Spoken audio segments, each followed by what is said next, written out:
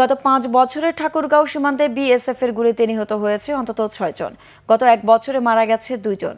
স্বজনহারা সেই পরিবারগুলোর কান্না আজও থামেনি। অনেক পরিবার উপার্জনক্ষম ব্যক্তিকে হারিয়ে আজ নিঃস্ব। সচেতনতা বৃদ্ধিতে কাজ করার পাশাপাশি পতাকা বৈঠকের মাধ্যমে বারবার ভারতকে সতর্ক করার কথা জানিয়েছে বিজেপি। ঠাকুরগাঁও প্রতিনিধি খোদাবক্স ডাবলুর তথ্য ছবিতে একটি ডেস্ক রিপোর্ট।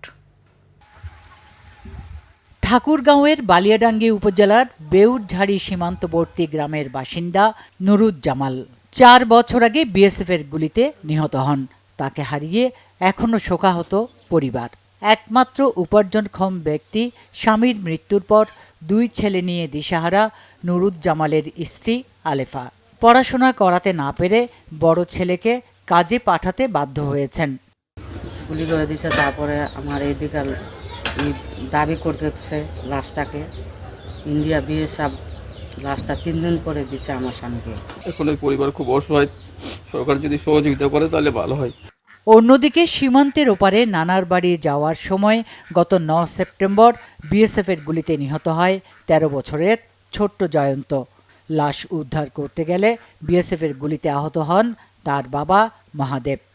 না মোর ভাই চলে যা, খুবই দুঃখ, মোর বুক খালি হয়ে যায়, জানেন না। একটা তো মোর নাতি, মোর বেটা হতালা ইন্ডিয়া। বিএসএফ এমন কাজ করছে, এটা ঠিক হয়নি। করুণ পরিণতি ঠাকুরগাঁওয়ের মুন্ডুমালা সীমান্তে নিহত শাহ আলমের পরিবারে। একমাত্র ছেলেকে হারিয়ে অসুস্থ শাহ আলমের বাবা মা। এখন আমি অসুস্থ, 12 দিন 3 বেলায় আমাকে ওষুধ খাইতে হয়। দন্দুয়া পয়সা এখন ওষুধ খাওয়াবে না সংসারে দিবে, অভাব হয়, খুব অভাব হয়। সাপ যখন আমার ছেলেকে ধরে জেলখানায় দিত, 4 বছর পর হোক 5 বছর পর হোক আমার ছেলে আসে আমাকে বাবা করে ডাকতো, ওনার আম্মাকে আম্মা করে ডাকতো। গুলি না করার আহ্বান প্রতিটি পতাকা বৈঠকেই জানানো হয় বলে দাবি বিজিবির। ঠাকুরগাঁও জেলা পুলিশের তথ্য অনুযায়ী গত 5 বছরে পাসপোর্ট আইনে 66 মামলায় 150 জন আসামির মধ্যে 122 জনকে গ্রেফতার করা হয়।